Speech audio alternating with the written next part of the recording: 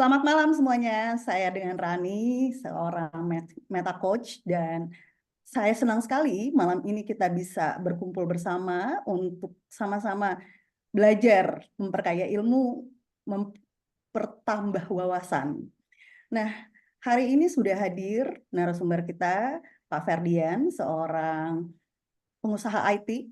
Dan sebelum kita mulai, izinkan saya sebagai host untuk membacakan rundown acara. Acara ini akan dimulai dengan opening 10 menit dan ada welcome dari host, itu saya anggap sudah selesai. Dan selanjutnya ada welcome dari McCafe Foundation Indonesia, Bapak Ko Irfanji. Ada Bapak ya di depannya. Lalu saya akan bacakan ground rules.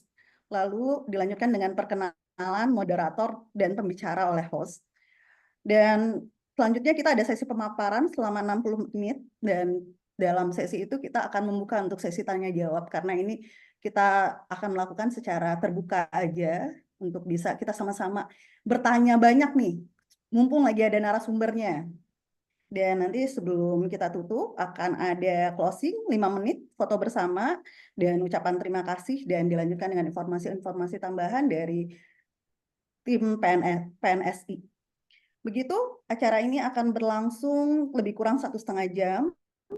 Peserta harap menyalakan video agar interaksi bisa terasa, walaupun ini hanya sesi virtual, minimal senyum dan ekspresi kita bisa kelihatan ya.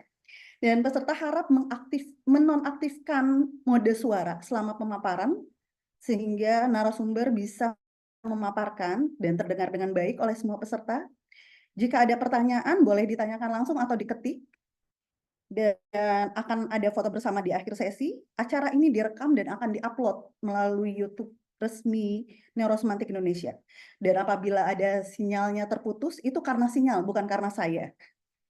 Dan terakhir, please enjoy sesi ini dan kita sama-sama ambil sebanyak-banyaknya ilmu yang bisa kita dapatkan dari sesi ini.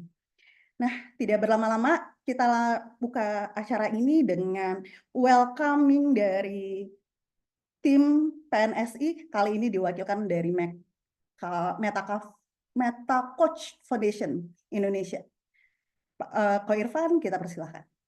Hai, selamat datang teman-teman, welcome. Terima kasih teman-teman sudah datang, terima kasih teman-teman yang sudah bersedia meluangkan waktunya di hari Rabu ini. Selaku Presiden dari Meta Coach Foundation Indonesia, saya welcome teman-teman untuk datang, dan kita di sini tujuannya untuk belajar. Karena saya yakin bahwa setiap dari kita yang mau datang ke sini adalah orang-orang yang belajar. Dan apa sih tujuan dari Meta Coach Cafe ini? Tujuannya adalah semua kita sebagai seorang Meta Coach yang ada di Meta Coach Foundations, semuanya itu punya keahlian yang beragam. Dan kita itu pengen banget sharing ke teman-teman apa sih yang bisa kita lakukan bersama-sama, di dalam artian apa yang bisa kita pelajari dari keahlian masing-masing supaya kita bisa menciptakan sebuah society yang lebih baik. Maka Meta Coach Foundation mengadakan Meta Coach Cafe setiap hari Rabu minggu kedua. Tujuannya adalah untuk sharing. Tujuannya adalah untuk saling belajar. Tujuannya adalah untuk saling bertanya. Mungkin nanti kita bisa belajar dari teman-teman, atau teman-teman bisa belajar dari Ferdian yang hari ini akan sharing. Dan ini sesuatu yang memang kita lakukan rutin sebagai sumbangsi dari para Meta Coach kepada bangsa Indonesia. Biar bagaimanapun, saya yakin kita semua juga adalah orang-orang yang ingin menjadi orang yang lebih berdaya. Untuk itulah Meta Coaching diciptakan oleh Michael Hall. Tujuannya adalah bagaimana kita semua sebagai para Meta Coach bisa memberdayakan seseorang dengan cara apa? Dengan cara sebuah conversations. Sebuah percakapan di mana kita bisa membantu seseorang, memfasilitasi seseorang mencapai tujuannya, baik individual ataupun mau grup. Dengan cara langsung masuk ke dalam intinya, yaitu pemaknaan dan cara berpikirnya untuk bisa memobilisasi internal dan external resources atau sumber daya yang kita miliki untuk menciptakan sebuah perubahan yang menjadikan seseorang itu lebih berdaya dan mengaktualisasikan dirinya. Dan saya yakin Ferdian hari ini akan men-sharingkan apa yang dia punya, dan saya juga yakin bahwa tujuannya masih sama seperti di dalam visi misi Meta Coach Foundations, menjadikan kita semua berdaya. Nah, ini sebuah kehormatan bagi kita, Ferdian mau sharing di sini, juga sebuah keberuntungan bagi kita yang mendengarkan. Saya harap kita semua bisa membuka mata hati, mata pikiran, dan juga semua yang kita miliki dan panca indera kita dengan fokus untuk bisa mendengarkan, karena sayang aja kalau dilewatkan. Siapa tahu apa yang di-sharingkan hari ini bisa menjadikan kita pemimpin yang lebih baik, karena kita punya kemampuan untuk bisa mendengarkan.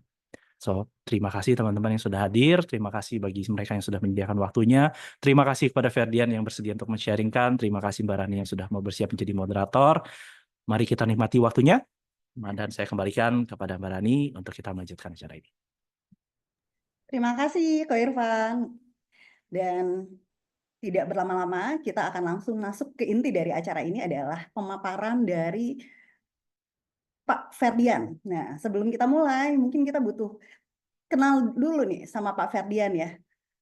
Siapa sih sebenarnya beliau ini?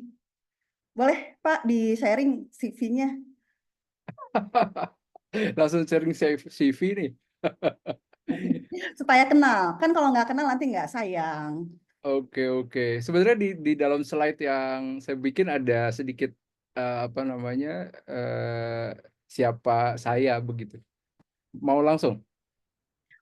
Boleh, mau langsung, mau gimana. Kita bebas lah pokoknya. Yang penting Oke. bisa belajar. Oke, siap. Langsung Dan ya. Oke, kita sistemnya gimana Pak? Pertanyaan boleh di tengah atau kita penjelasan dahulu? boleh. Kalau saya boleh banget. Boleh banget ya. Di tengah-tengah Boleh. kita saling bertanya dan saling ngobrol aja ya. Oke. Oke, siap. Silakan. Waktu dan tempat dipersilahkan buat Pak Ferdian. Wih, prok. Terima kasih Kak Rani, Ko Irfan. Selamat malam buat teman-teman semuanya. Terima kasih buat kesempatannya di malam hari ini.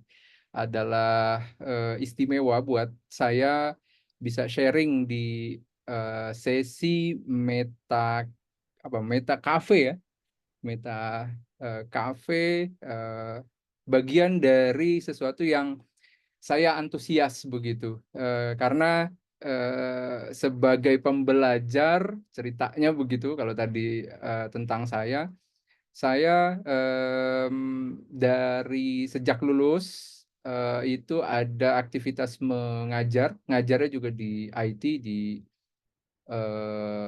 perusahaan oil and gasnya China. Kemudian setelah itu berdagang dan masuk ke industri IT.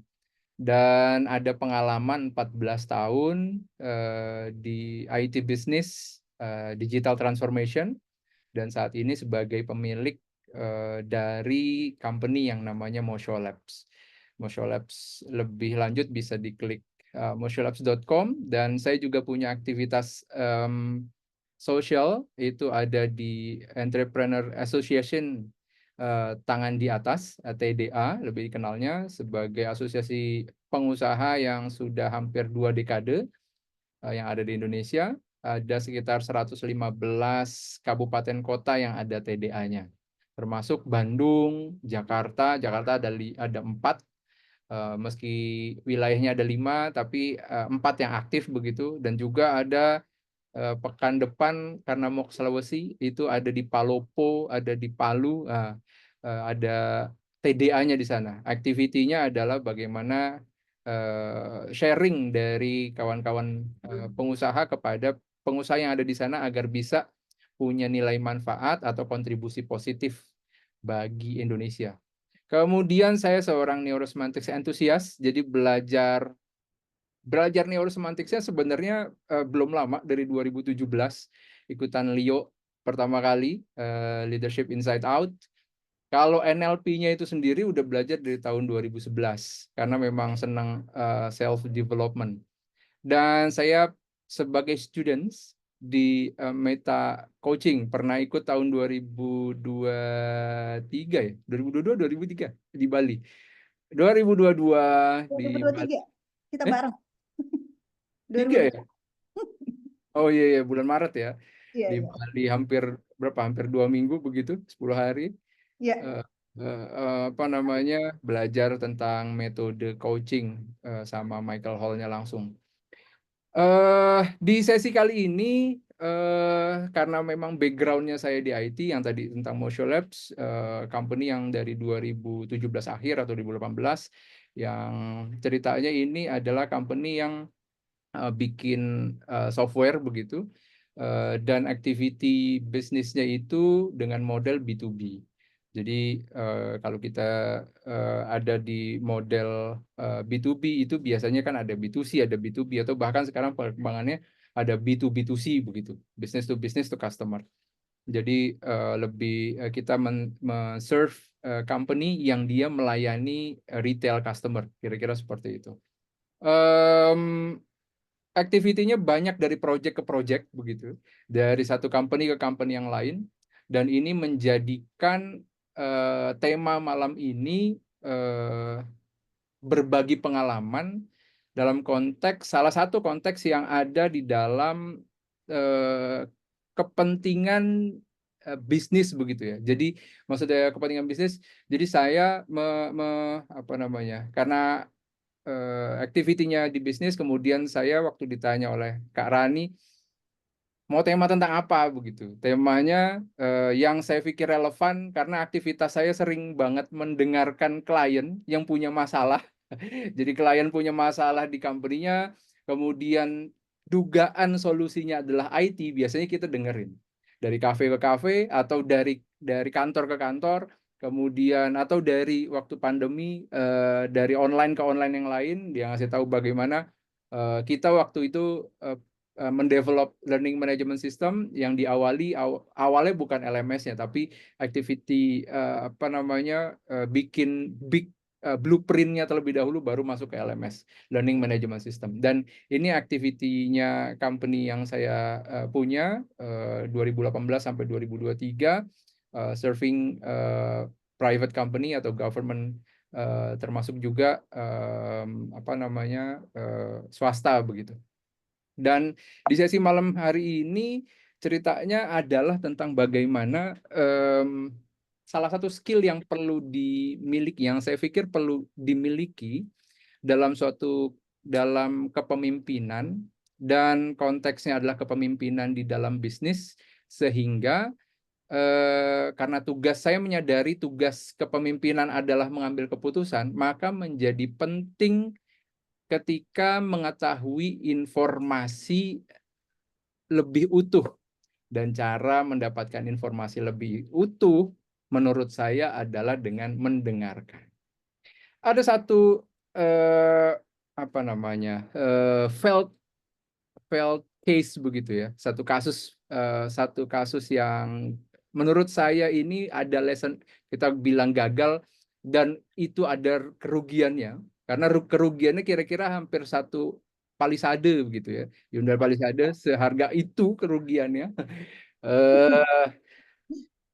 Karena nggak mau ngedengerin gitu ya, nggak mau ngedengerin apa yang disampaikan oleh orang DevOps-nya saya, development operation. Jadi satu ketika di tahun 2023 bulan Oktober, ingat banget karena angkanya segitu. Oktober, tanggal 6 Oktober 2023 itu ada notifikasi, ya, ada notifikasi dari sistem server begitu. Notifikasi itu ngasih tahu ada login yang suspicious ke dalam sistem. Ceritanya begitu tuh. Ada kan, kalau kita biasanya kita buka Gmail dari laptop kita atau dari handphone kita atau dari apa device kita, kemudian kita buka Gmail kita di device yang nggak biasa. Kan biasanya tuh ada notifikasi ke email kita ya.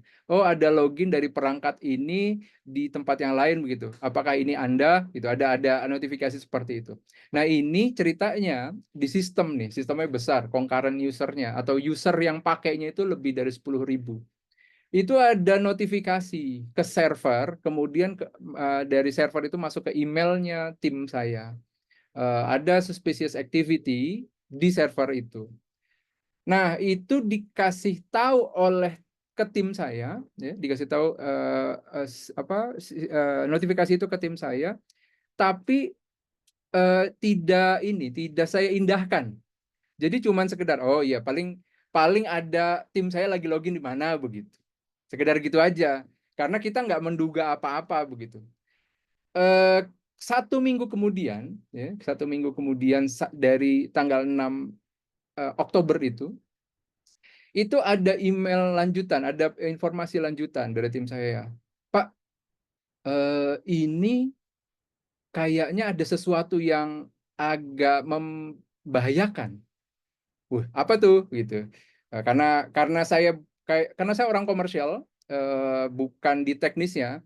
Karena orang teknisnya, teknologinya udah berbeda lagi. Jadi saya di direksi megang komersialnya. Menyampaikan langsungnya ke sayanya itu bahasanya bukan bahasa teknis tentu. Langsung dia bilang, Pak, ini 1 minggu yang lalu ada login dan ini berdampak kepada angka biaya, pada cost. Nah, karena kita biasa di angka-angka begitu, langsung oke, ada apa? Nah, baru 1 minggu setelah ada notifikasi, baru saya begitu. Karena ada satu alarm kata, yaitu angka-angka begitu. Baru deh, oke, apa? Ini Pak, di minggu lalu ada masuk login, kemudian itu mengaktifkan banyak fungsi di servernya AWS yang tadinya kita nggak perluin itu jadi on. Itu bukan hanya ada di Indonesia, itu ada di Europe, banyak di India, kemudian ada di Amerika dan ada di Australia pada saat itu. Loh, kita kan nggak perlu itu, nggak perlu server-server di sana. Kita karena marketnya Indonesia, maka kita nggak perlu mengaktifasi itu. Iya Pak, tapi ini aktif semuanya. Lalu apa dampaknya? Akhirnya kita buka dashboard keuangannya. Wow, lonjakannya saudara-saudara yang tadinya kita cuman tidak sebesar itu gitu ya, sepertujuhnya. Itu kemudian kita lihat angka di dashboard kita, wah, ini siapa yang mengaktifasi sehingga 1 minggu tuh, sehingga angkanya 1 Palisade, Hyundai Palisade. Dari situ baru kita kita rapat, saya pengen dengar apa yang terjadi sebenarnya. Nah, jadi di situ baru terpantik mendengarkan secara lebih utuh apa yang terjadi setelah ada resiko yang muncul, kira-kira begitu ya. Ada bahaya yang terasa langsung di saya, kemudian alarmnya nyala, kita bikin rapat, kemudian kita cari tahu bagaimana ini terjadi dan bagaimana menyelesaikannya. Akhirnya kita koordinasi dengan AWS Indonesia, kemudian AWS Indonesia lempar ke Singapura, Singapura harus koordinasi lagi dengan India. Wah, semuanya sampai harus menyelesaikan proses itu selama 1 bulan. Nah, gede banget pelajaran ya. Belajar mendengarkan seharga 1 Palisade. Ujungnya bernegosiasi, ngatur cash flow begitu. Tapi ini tetap harus bayar. Sesuatu yang tidak saya lakukan, tidak saya perlukan, tidak saya pakai, tidak customer saya pakai, tapi harus saya bayar. Dari mana uangnya kan gitu ya. Lalu sejak itulah saya begitu ya. Sesuatu yang kena dampak gitu ya, kena dampak karena nggak ngedengerin. Itu satu hal.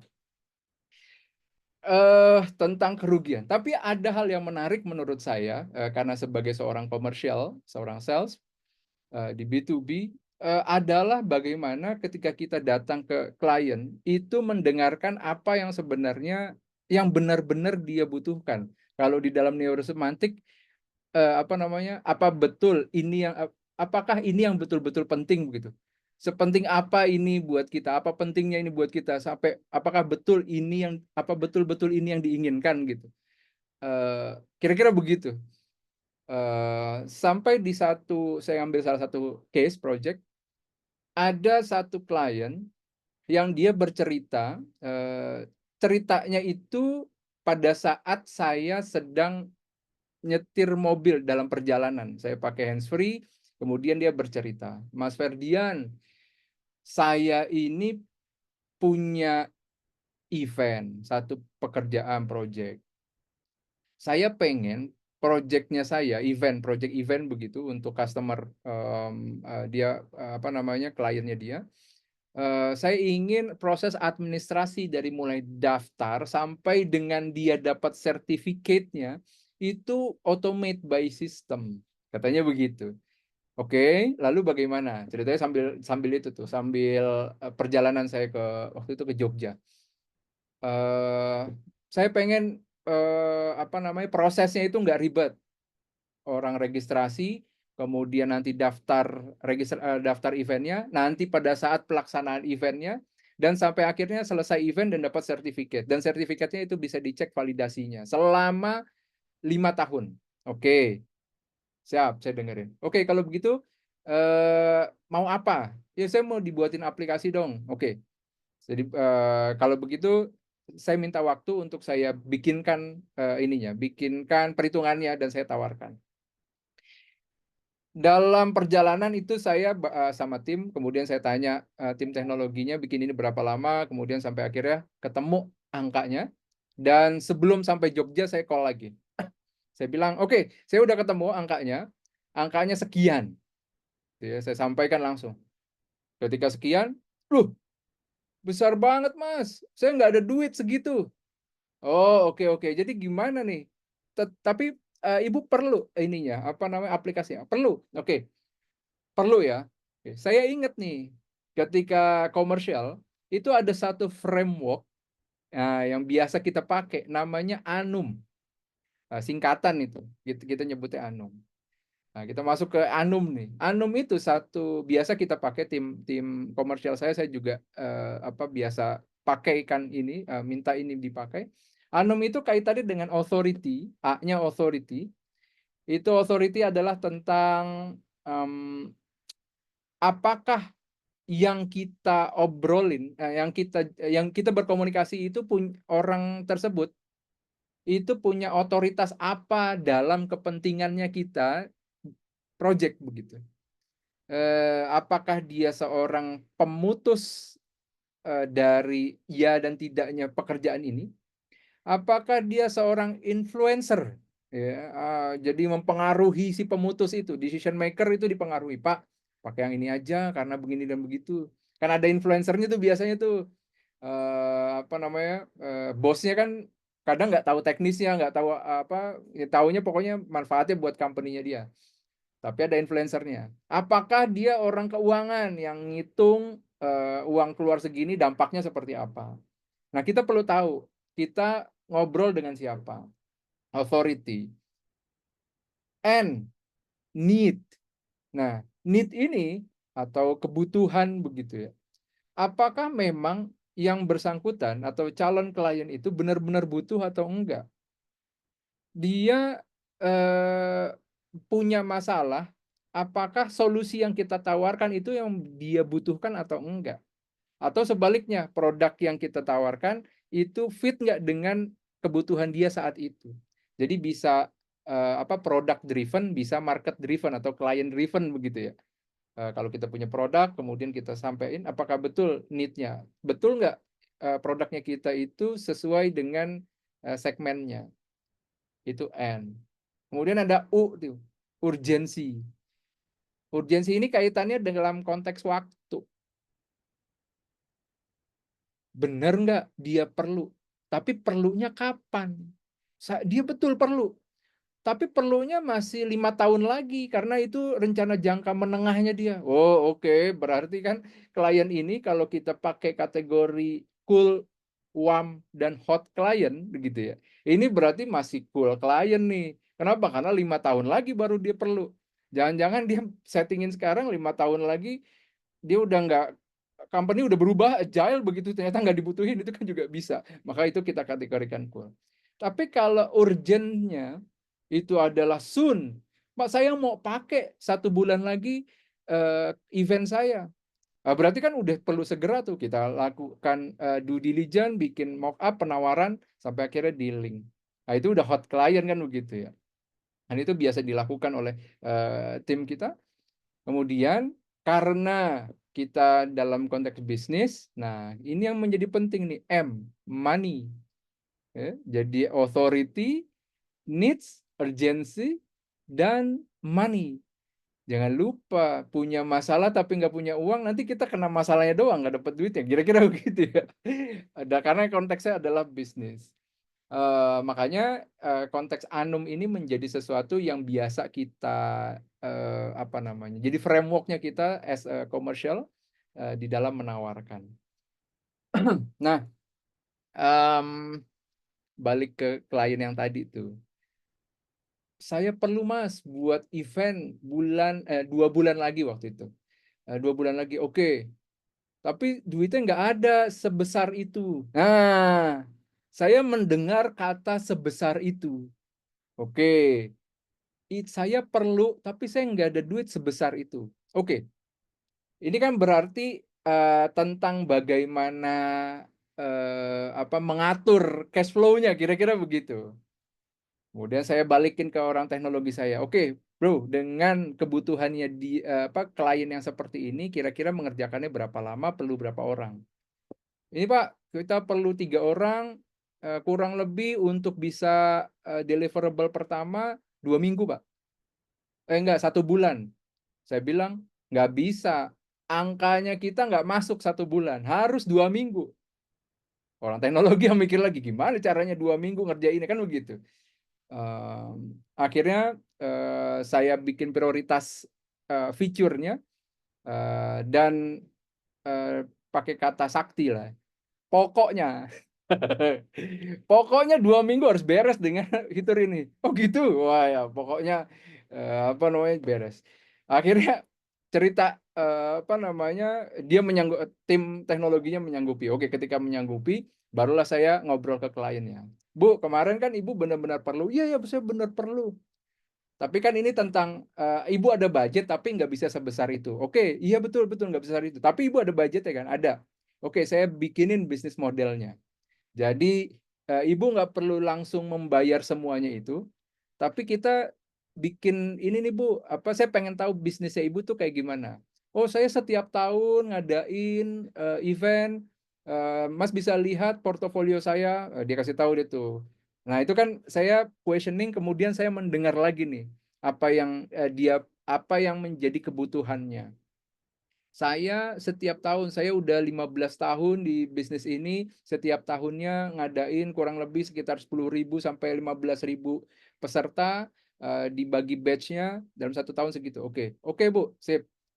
Planning Ibu tahun depannya bagaimana? Oh, tahun depan begini dan begitu, dia sampaikan. Dalam bayangan saya kan langsung kalkulasi. Wah, bahkan bisa masuk nih lebih dari penawaran harga yang bulatnya tadi yang langsung gede begitu. Hitungannya jadi lebih masuk meski cara pembayarannya berbeda. Cara pembayaran kalau yang awal itu kan ibaratnya itu adalah angkanya 100 begitu, itu langsung di depan semuanya. Dan kalau dengan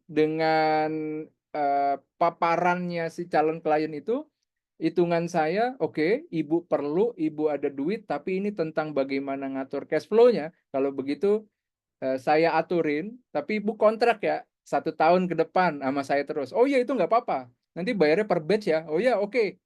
Bayar per batch. Hitungannya kira-kira yang tadinya kalau langsung itu 100, kalau dicacah begitu itu 300 lah gitu. Jadi secara hitungannya, wah oke nih, berarti saya investasi begitu ya. Ada yang penting tercover kebutuhan produksi saya, kemudian at the end ada investasinya. Nah, ujungnya deal gitu ya. Deal kemudian berjalan. Nah, saya mendapatkan satu insight ya ketika tema ini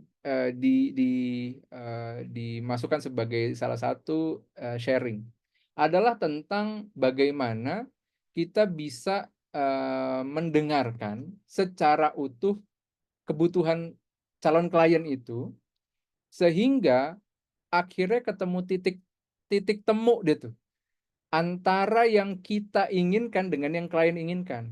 Kalau kita kan inginnya deal ya, klien kan inginnya selesai dia problem yang dia miliki ada solusinya kan begitu.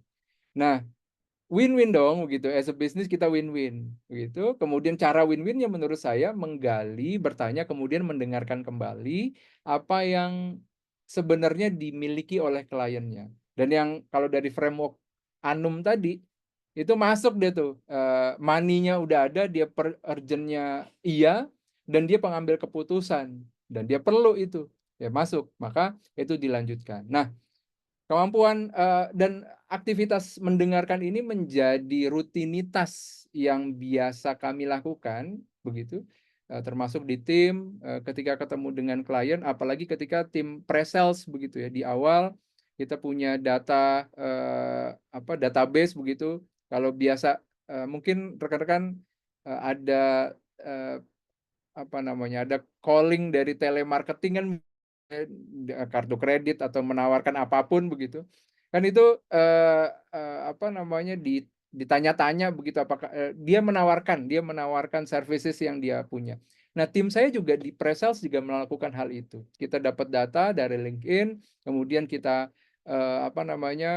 quick call sekitar maksimal itu 3 menit untuk di-link ketemu meeting.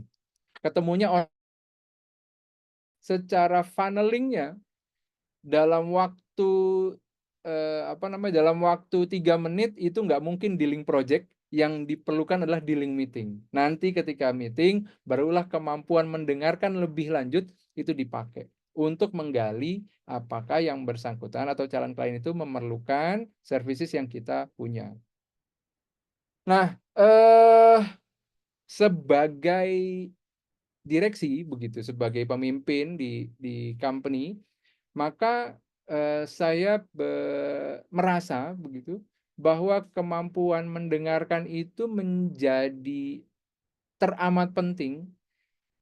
Konsekuensinya adalah tentang keputusan.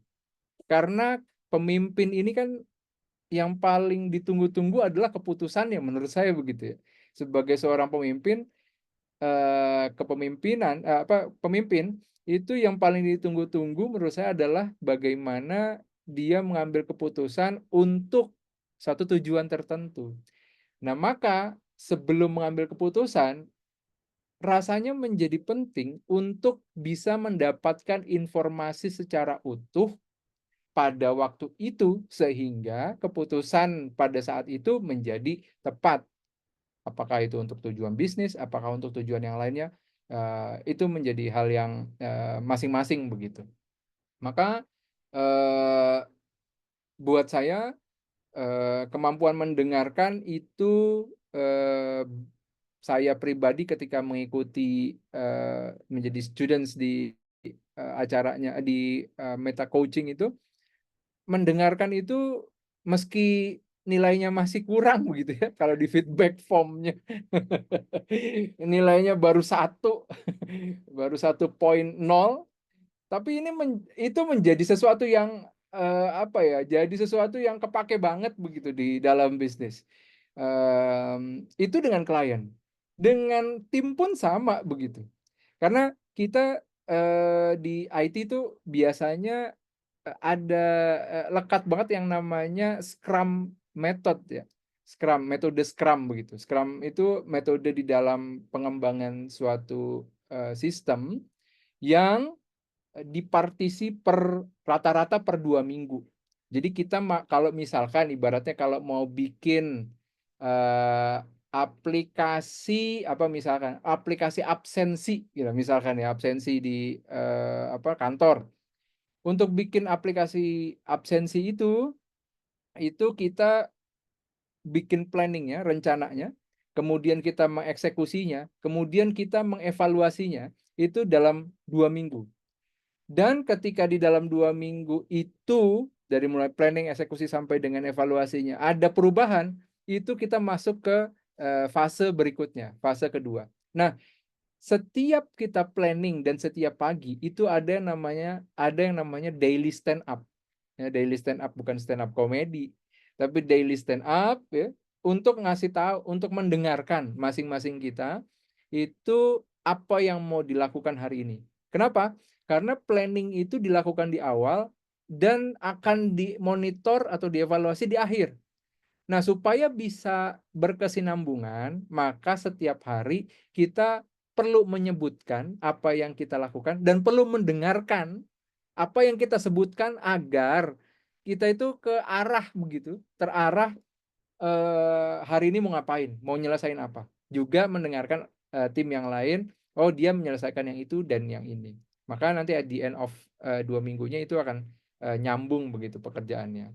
Nah, selain itu mendengarkan apa yang menjadi keluhan, yang menjadi apa namanya, yang menjadi feedback dari tim atas strategi yang udah kita pernah buat, itu menjadi sesuatu yang apa namanya, menjadi sesuatu yang diperlukan oleh kami begitu di jajaran direksi.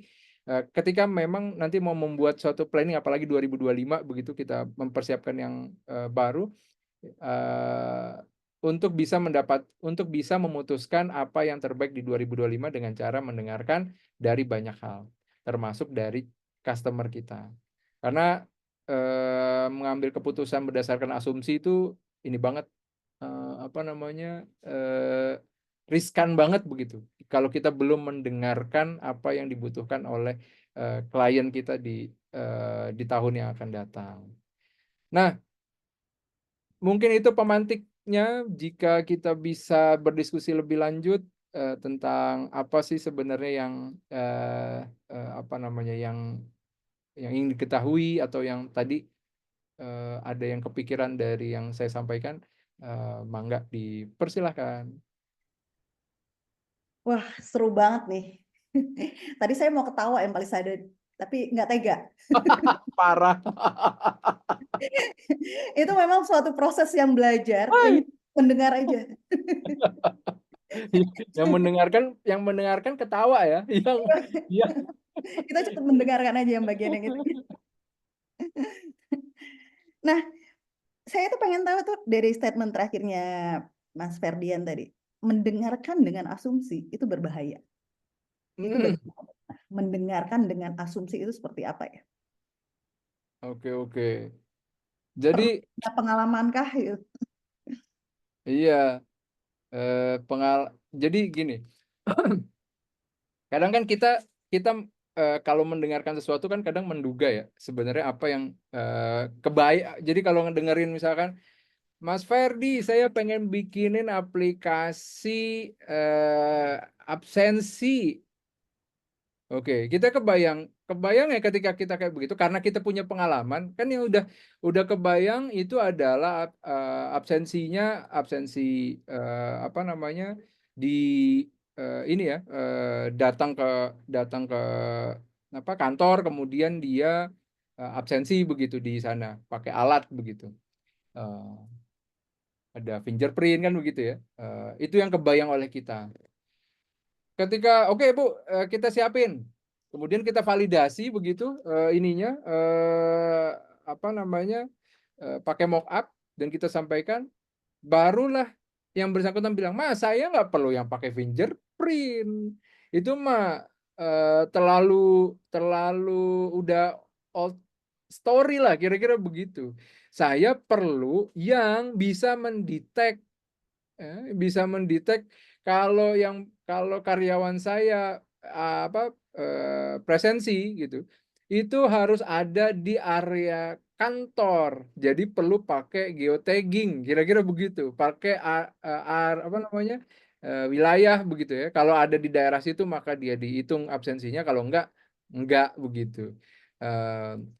Padahal kita udah bikin mock-up-nya, udah bikin desainnya begitu dan udah biasa. Nah kan sayang waktunya, sehari 2 hari juga kalau hitungan kita di ini ya, hitungan kita di bisnis ini, ya hitungannya adalah hitungan ini, apa, hitungan man days, kepake resource 1 hari, berarti kan ada angkanya begitu. Maka dari itu sebelum masuk ke dalam development, itu kita memvalidasi dulu, betul nggak yang memang diperlukan adalah mendengarkan yang adalah absensi yang, kalau konteks yang seperti tadi, absensi yang pakai fingerprint. Ternyata enggak begitu. Kan enggak komplit mendengarkannya. Ya, kalau nggak komplit salah pula kita ininya apa bikin aplikasinya begitu. Apalagi di ini ya apa begini. Ternyata juga saya apa namanya, mendapati di case di saya mendengarkan itu data atau informasinya itu berbatas waktu. Ya. Jadi seakan-akan dia itu benar untuk 1 minggu ke depan, tapi 1 minggu selanjutnya itu salah. Maksudnya salah itu perlu diupdate lagi informasinya, gitu ya. Itu berlaku banget untuk proyek yang apa yang kami lakukan waktu itu di tahun 2022 karena pimpinannya itu mengubah keputusan begitu, mengganti, menambah fitur, modifikasi fitur begitu dalam waktu yang tidak lama. Jadi kita udah bikin satu cycle Scrum tadi yang 2 minggu. Di cycle berikutnya itu minta diubah, Mas. Yang kemarin tolong itu diganti menjadi, kalau yang misalkan kita udah bikin A itu jadi B begitu. Tolong itu diganti menjadi B. Loh, Pak, ini ibaratnya kita bikin rumah, itu pondasinya untuk A. Kalau untuk B, kita harus ganti lagi pondasinya, begitu kira-kira. Jadi, oh iya oke, iya betul, itu udah benar sampai A, tapi kita ganti lagi, karena kan ini agile ya. Agile itu kan orang bilang apa, kita di IT sering bilang agile-nya itu adalah tentang bisa berubah secepat itu begitu. Jadi saking agile-nya, makanya teman-teman bilang ini udah bukan lagi metode agile, tapi metode super agile karena perubahannya itu sangat cepat begitu ya. Kita yang bukan orang teknologi simple aja, orang itu kan orang bisnis ya. Ya kalau misalkan memang perlu berubah aja, Mas. Orang teknologinya, orang engineer yang yang apa ngamuk-ngamuk begitu ya.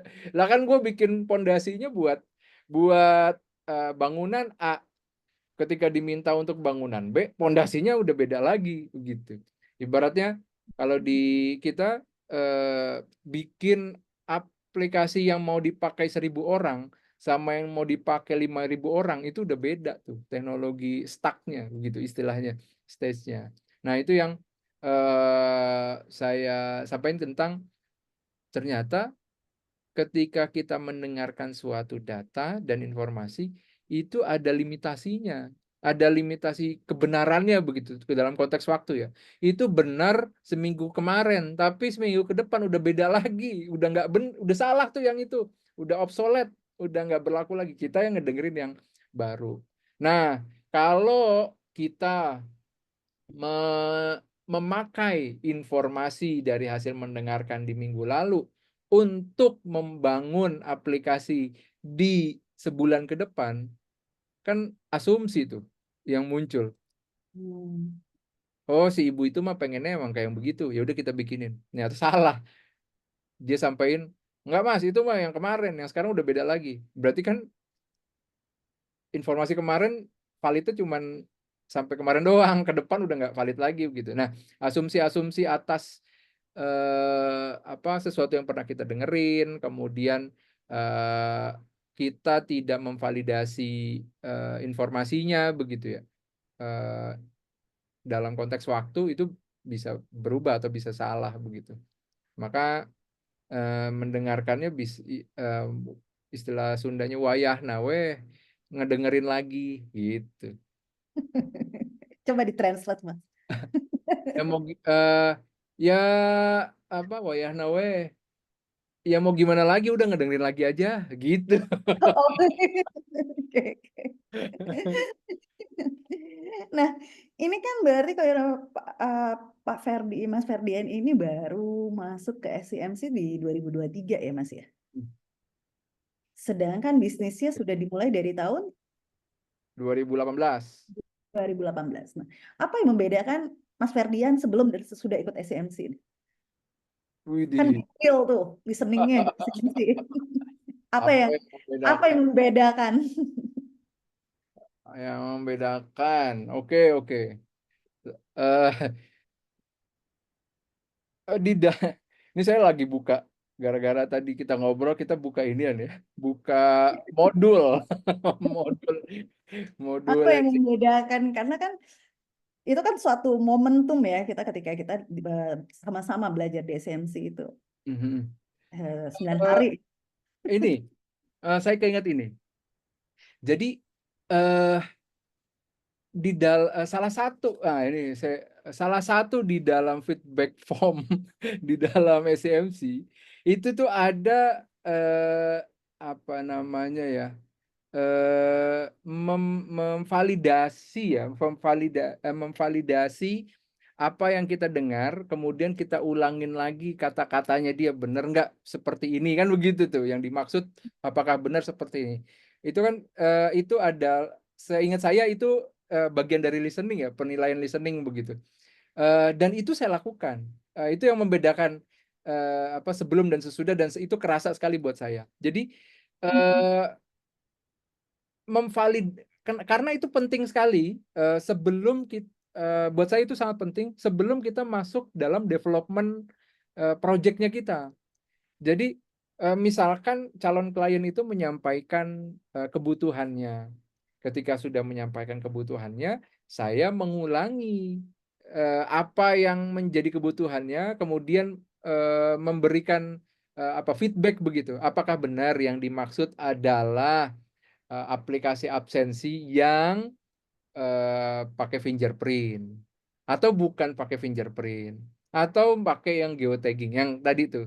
Jadi dengan saya sebelum saya SCMC, saya pikir saya mendengarkan juga, cuman mungkin terburu-buru ya, saya bikin langsung ke programmernya begitu ya, langsung ke programmernya bikin ini bro. Nah sekarang setelah SCMC itu biasanya saya nggak langsung ke programmer, yang nggak langsung yang membuat, tapi saya ngobrol sama orang SA. SA itu sistem analis. Jadi saya sampaikan begini, kebutuhan kliennya adalah begini, kira-kira betul nggak fitur yang diinginkannya begini dan begitu. Nah itu ada, saya melakukan satu tambahan proses di dalam bisnis saya, dan itu menurut saya jadi lebih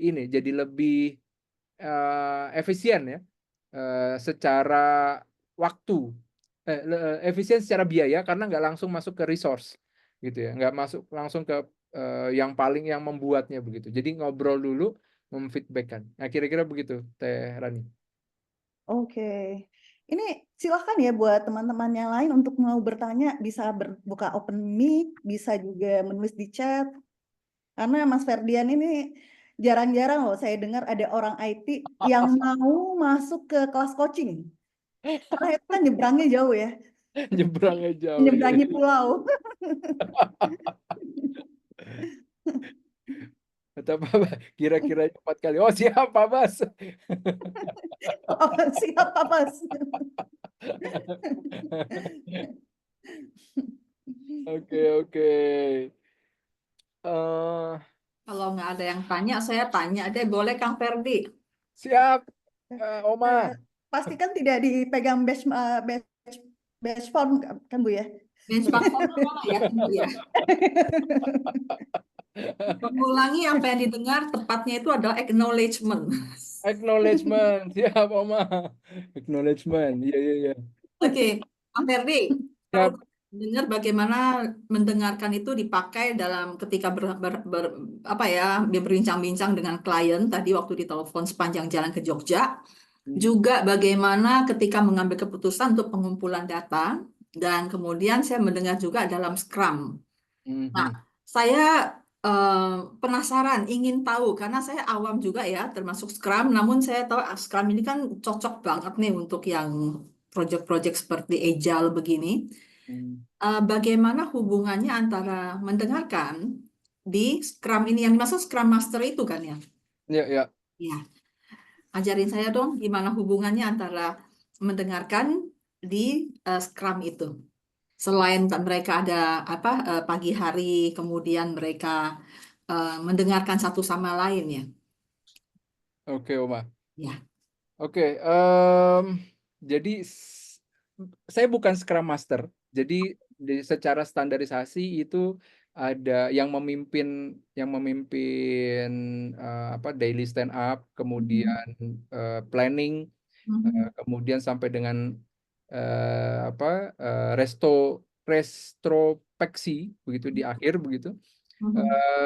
Itu adalah Scrum Master. Saya bukan Scrum Master, tapi saya punya orang Scrum Master begitu. Kemudian saya melihat apa yang mereka lakukan dan kadang ikutan berdiri begitu, karena biasanya ngumpul di dalam satu ruangan. Kemudian oke, kita mulai ya daily stand up. Oke, ini nggak lama, ini paling lama setengah jam untuk mendengar.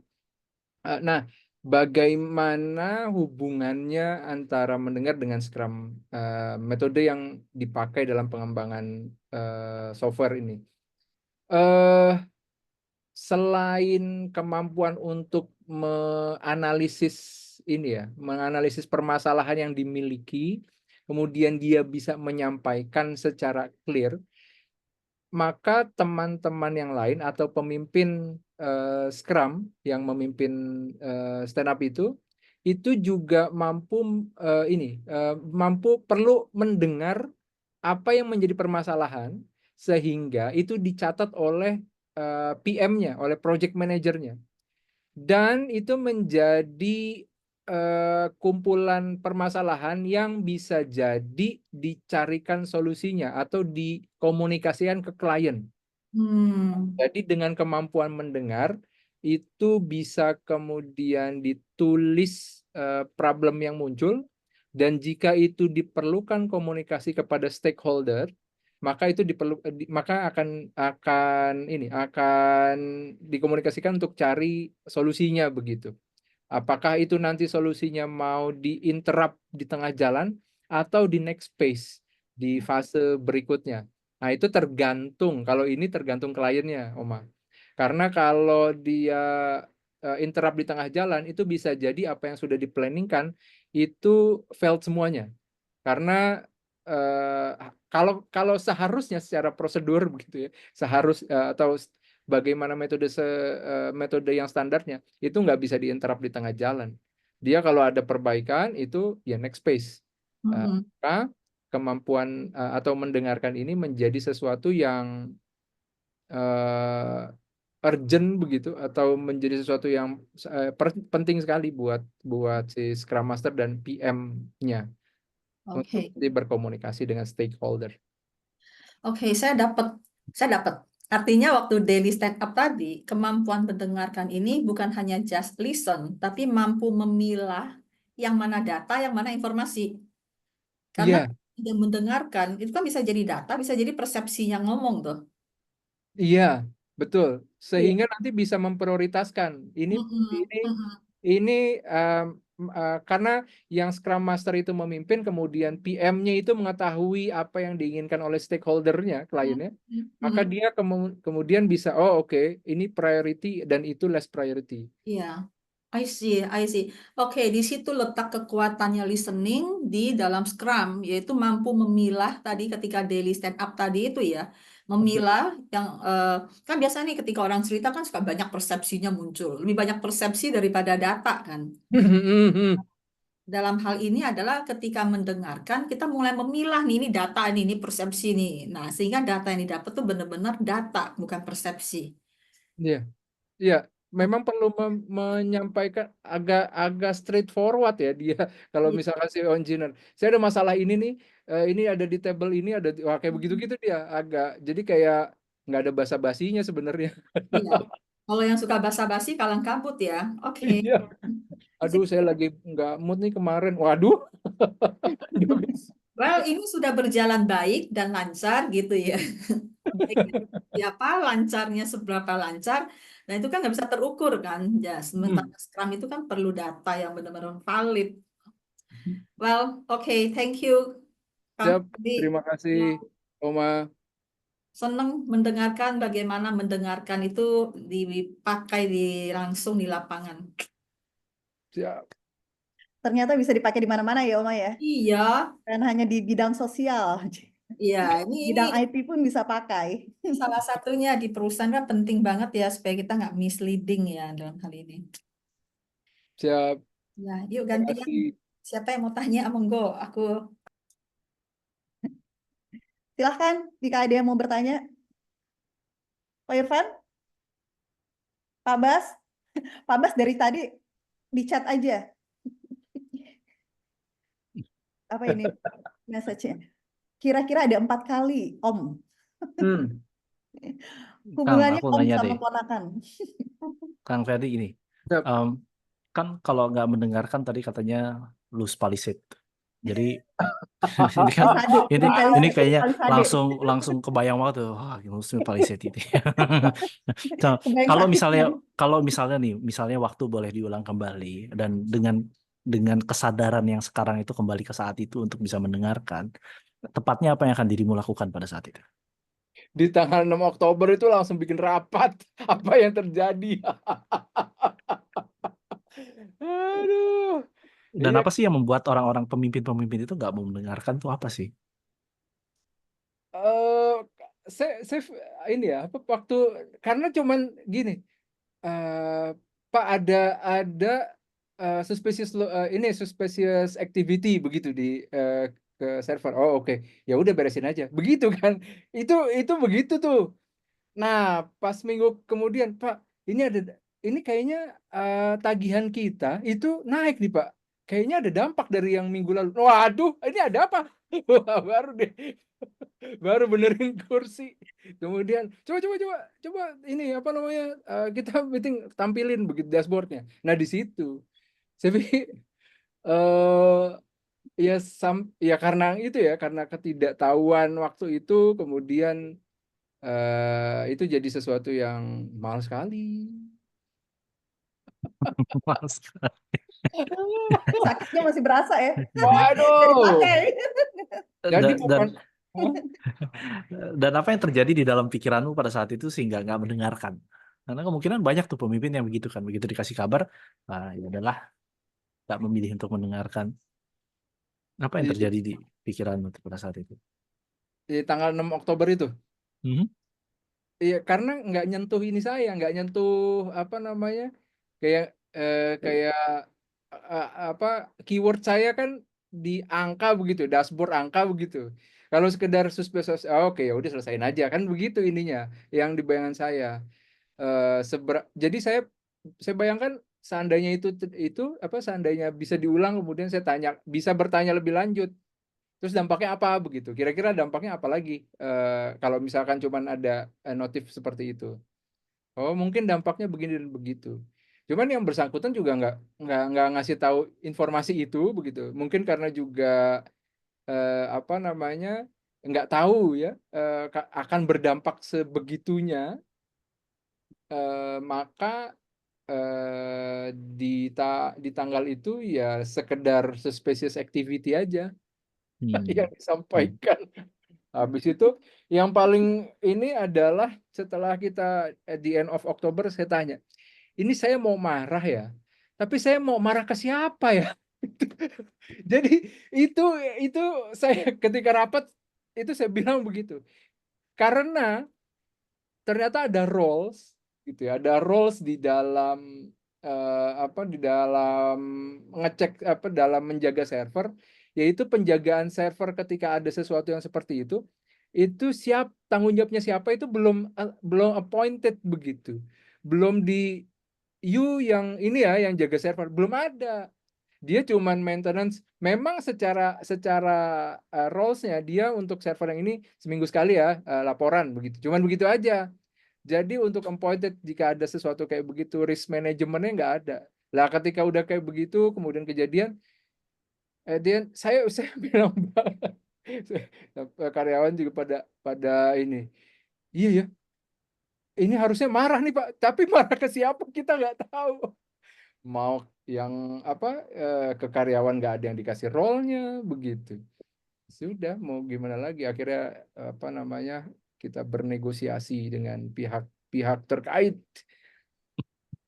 Nah, berarti kalau boleh disimpulkan, seorang pemimpin itu nggak mendengarkan karena bisa jadi dia tidak punya satu cara berpikir untuk bisa tertrigger dan hanya menganggap itu sesuatu yang biasa.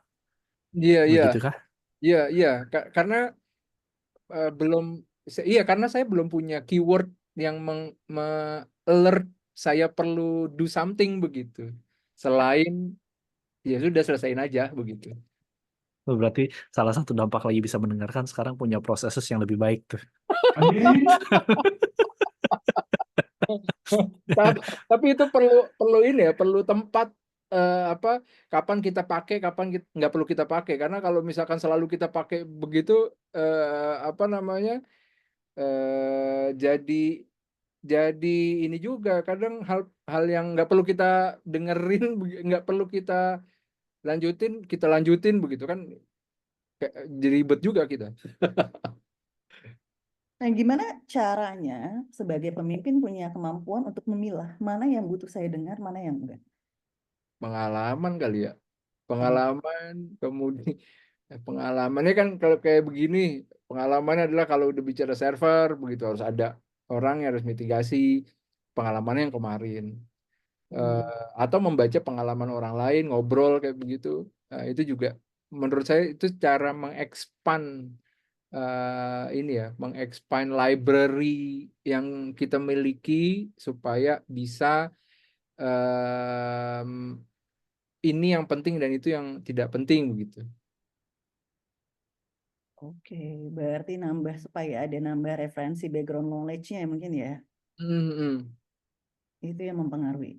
Ini ada komentar dari Budia, katanya, apa mungkin karena ada rasa atas apa yang disampaikan adalah secara persepsi hal yang remeh? Iya, iya juga. Maksudnya remehnya itu yang karena bukan di ruang lingkupnya saya begitu, maka saya sampaikan kepada tim, ya udah selesaiin aja begitu. Kalau itu dianggap sesuatu yang bisa ya remeh karena nggak masuk, saya perlu ngapain begitu. Itu mungkin Bu. Jadi tapi remeh-remeh ini nggak remeh dampaknya Bu. Ini kata Rani, karena belum ada referensi sebelumnya.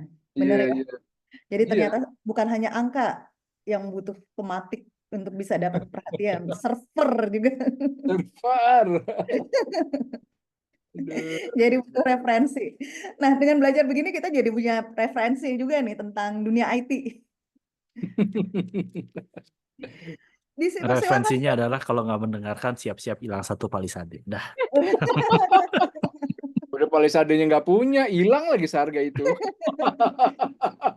Itu double itu. Aduh. Sakitnya double itu. Oh, dampaknya apa? Dampaknya bonusnya karyawan nggak di bulan Januarinya berkurang. Mau gimana lagi? Oke, silakan jika ada yang masih pengen tanya-tanya. Ini kita untuk dapat waktunya Mas Ferdian ini lumayan challenging loh saya. Saya udah nanya berapa kali. Karena dia juga aktif di TDA sebagai pengurus di tingkat nasional ya Mas ya? Iya, saat ini dapat amanah itu. Iya. Dan TDA itu salah satu NGO ya? Iya, NGO ya Mas jatuhnya ya? iya.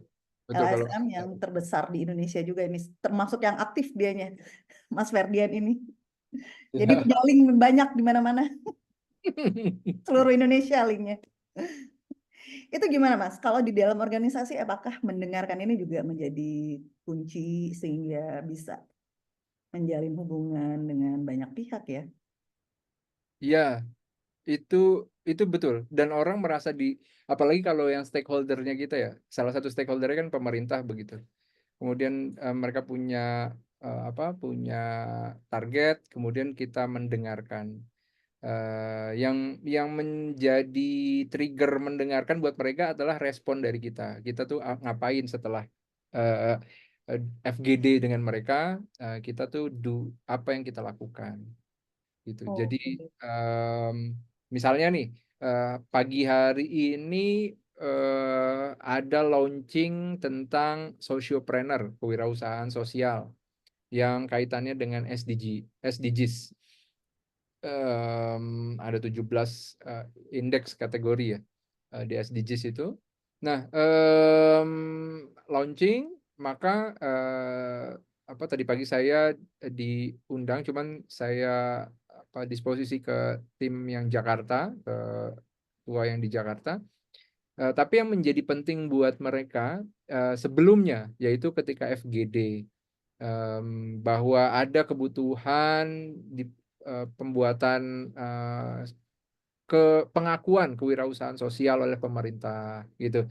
Nah, kita dengerin, kemudian kita ngasih feedback kepada mereka apa yang kita lakukan di organisasi dan memberikan feedback dukungan apa yang mereka rencanakan gitu, visinya mereka. Nah, itu menjadi apa ya, menjadi kunci-kunci relasi yang berkelanjutan tuh kalau kayak begitu ya.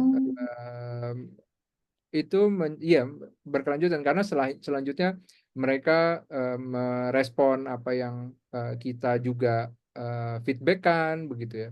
Kitanya kan dalam konteks organisasi ini kita bikin rilis juga untuk mensupport kegiatannya mereka. Nah, menurut saya itu bisa dilakukan ketika kita mendengarkan apa yang mereka perlukan. Jadi listen to government dalam konteks yang itu, kemudian kita berikan feedback yang kira-kira mereka perluin begitu ya, agar mereka merasa didukung. Oke. Nah, sebenarnya skill listening itu tuh yang paling powerful menurut Mas Ferdian itu apa ya? Skill listeningnya itu yang presis itu yang benar-benar ini nih yang paling banyak kita butuhin, yang paling powerful buat saya gunakan. Apa aja skill listeningnya itu apa aja? Skill listening, skillnya lagi apa? Sub skillnya apa sub skillnya? Ya, sub skillnya apakah tentang kita bisa diam pada saat orang lagi mendengarkan, kita bisa baca gerakan matanya atau semantic place-nya, secara bodinya, atau apa itu yang paling menurut Mas Ferdian yang powerful?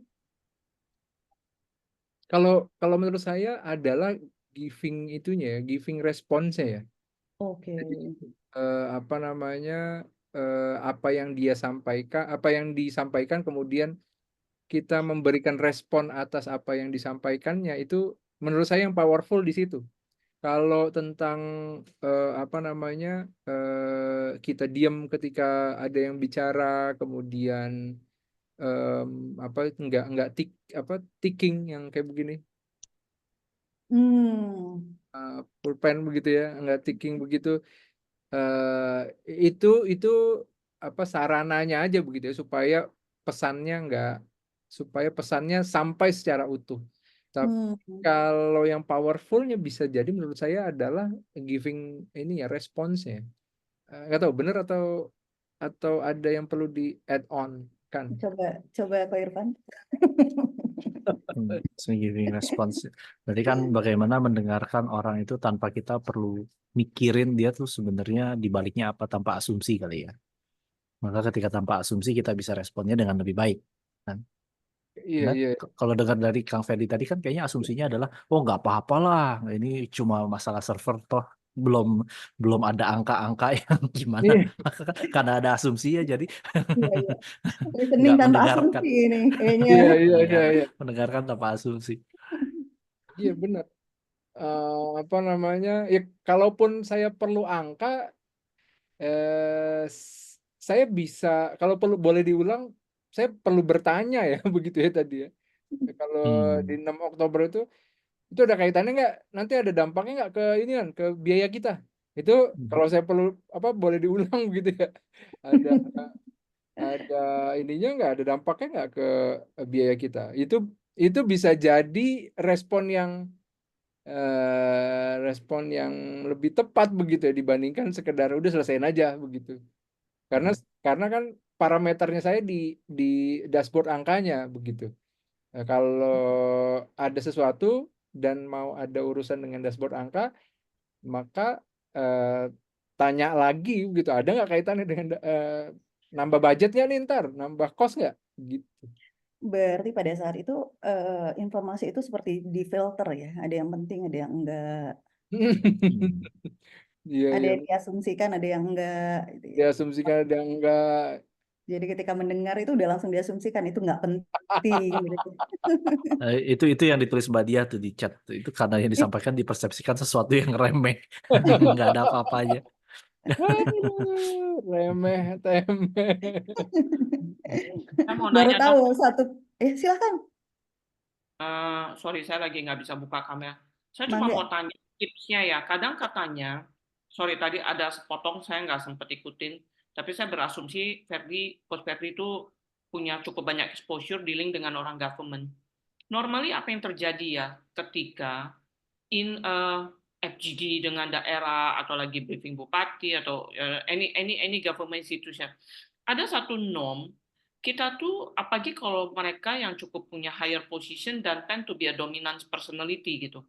Saya dengar tuh kadang kalau dengar mereka ngomong tuh kita nggak bisa interupsi dan mereka ngomong panjang gitu, nggak ada titik koma gitu kan ya, gitu.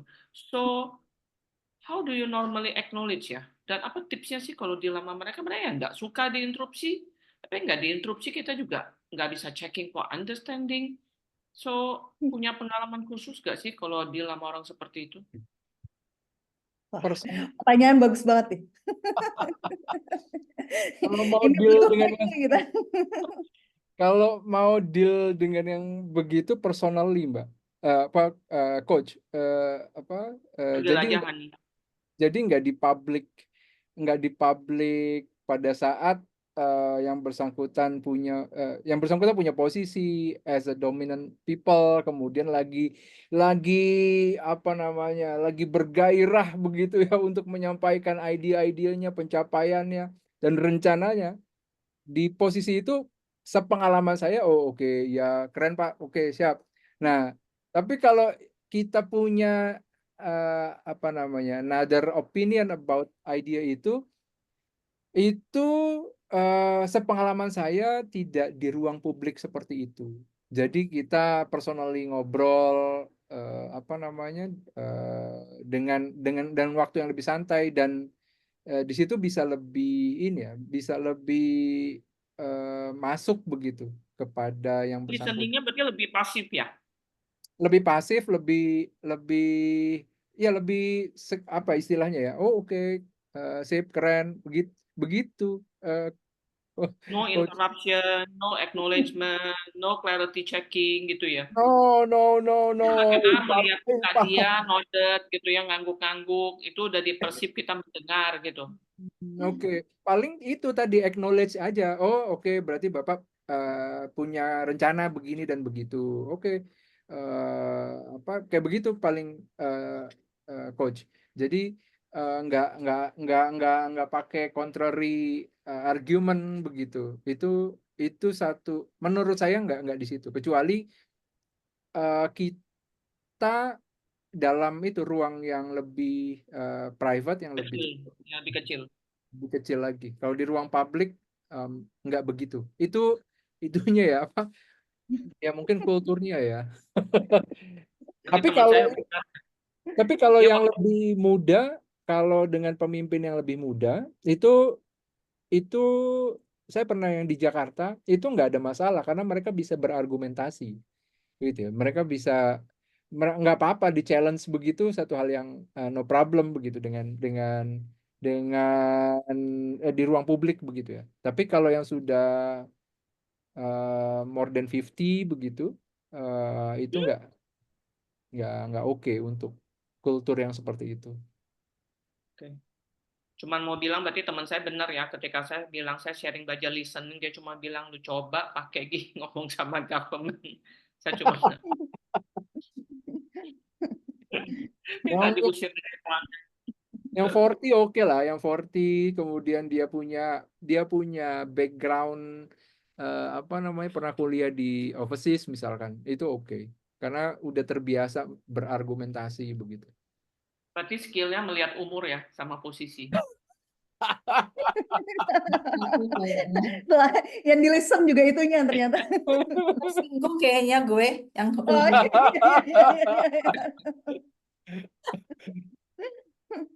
Oke, ya. Ini ada pertanyaan dari Bu Jenny ya. Dari pengalaman selama ini, bagaimana Pak Ferdi menjadikan tim yang kemudian juga mampu dan terampil dalam mendengarkan? Jadi mungkin ini Oh, adalah tentang bagaimana ketika skill itu bisa juga ditularkan kepada tim. oke. Eh, Tim punya KPI, tim punya apa namanya performance indikatornya dia begitu. Dan kita mengukurnya dari situ. Lalu bagaimana menjadikan mampu dan terampil dalam mendengar. Nah, pada saat tim membawa oleh meetingnya dia, begitu, maka dia perlu menuliskan apa yang menjadi take away meetingnya dalam bentuk Google, kita tulis di Google Doc dan dia menyampaikan, mempresentasikan. Nah, di situ di situ dia bisa dia terbiasa untuk mengambil key message dari pertemuan dengan kliennya. Nah, key message itu kan bisa didapatkan ketika dia mampu mendengar dengan baik, gitu, punya kemampuan mendengar dengan baik. Dan ketika baru dilatih, tentu quantity dulu yang dikejar, baru nanti quality-nya. Dia salah satu KPI quantity adalah berapa kali you bisa set meeting dengan klien begitu.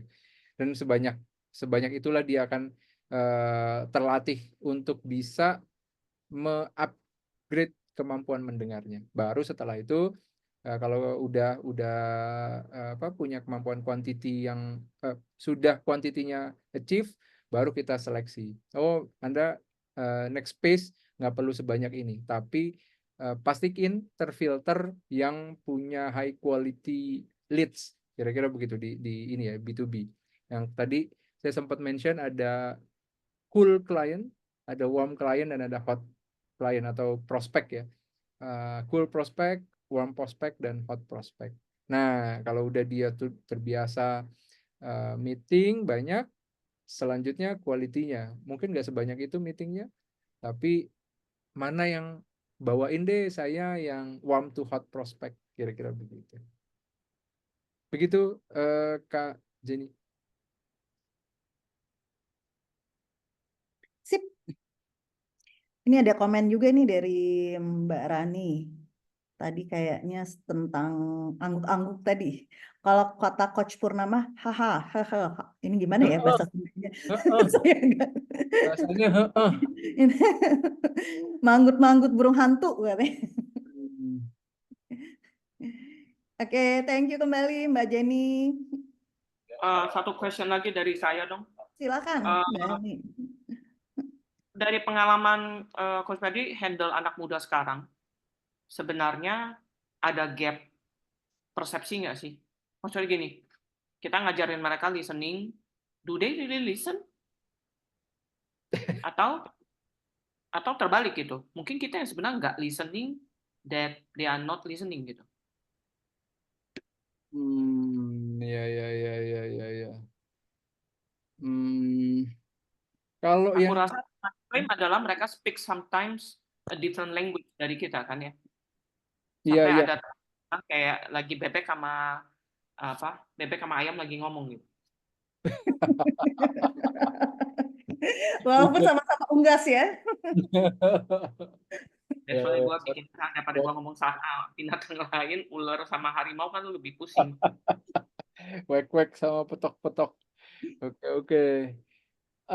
Apa ya pengalaman?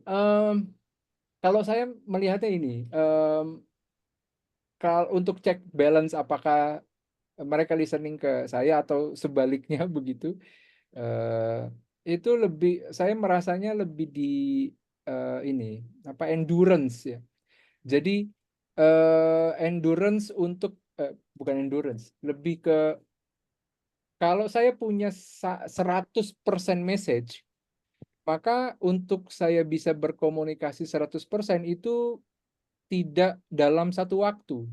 Saya mencacahnya dalam beberapa waktu, dalam beberapa kali. Jadi let's say saya nyampein ini message-nya satu aja deh, 10 aja, 10%-nya aja begitu di momen ini.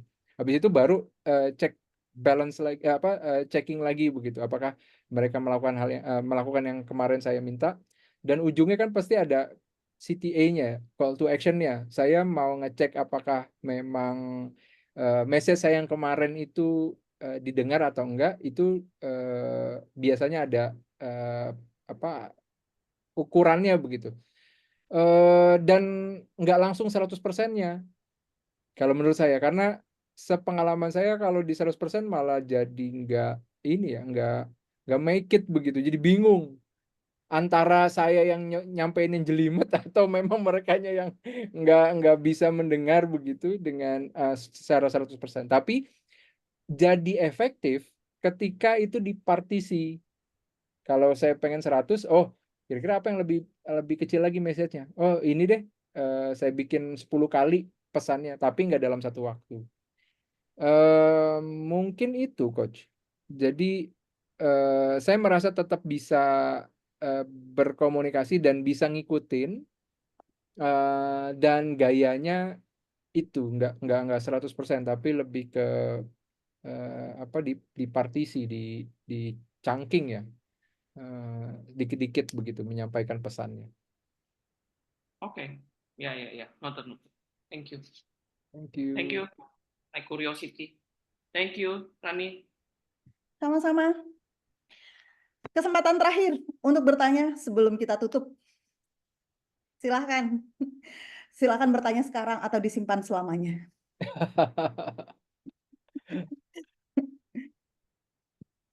Oke? Tidak ada lagi? Atau ada pesan dan kesan yang mau disampaikan dari peserta juga boleh.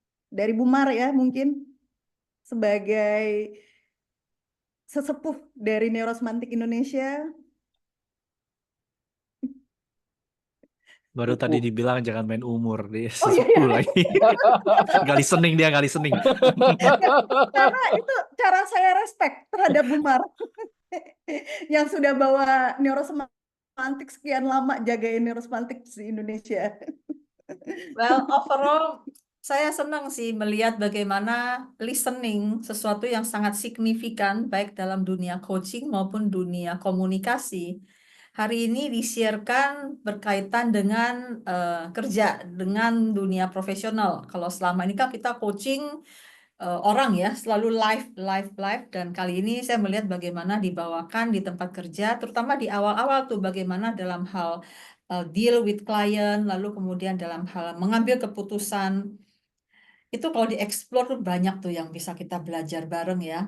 Terutama juga tentang Scrum tadi. Saya penasaran dengan Scrum. And then I know now bahwa oh ternyata ini tuh kepakainya listening di Scrum. Thanks to you, Kang Ferdi. Itu sih yang ini, dan saya berharap ini bisa lebih banyak lagi nih yang melihat skills demi skills dari coaching skills kita tuh bisa diaplikasikan di perusahaan dan di dunia profesional. Itu sih. So thanks Mbak Rani yang sudah arrange. Kang Ferdi? Thank you, Bu Mar. Thank you. Oke, sebelum kita tutup, jika ada yang lagi oke, boleh buka kamera, kita akan berfoto bersama. Oke.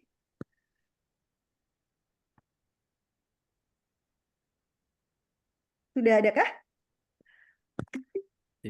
Oh, itu golf Ko Joni Rion. Hai Ko Joni.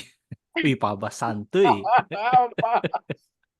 Halo, selamat malam. Terlambat joinnya. Wah. Pak Bas pakai Mickey Mouse, Pak Bas. Iya, mumpung Pak Bas lagi itu ya. Minimas. Butuh diabadikan. Tolong di spotlight Pak Bas satu spesial untuk difoto satu foto. Oke. Sudah? Sudah. Oke, sekali lagi deh buat Pak Bas.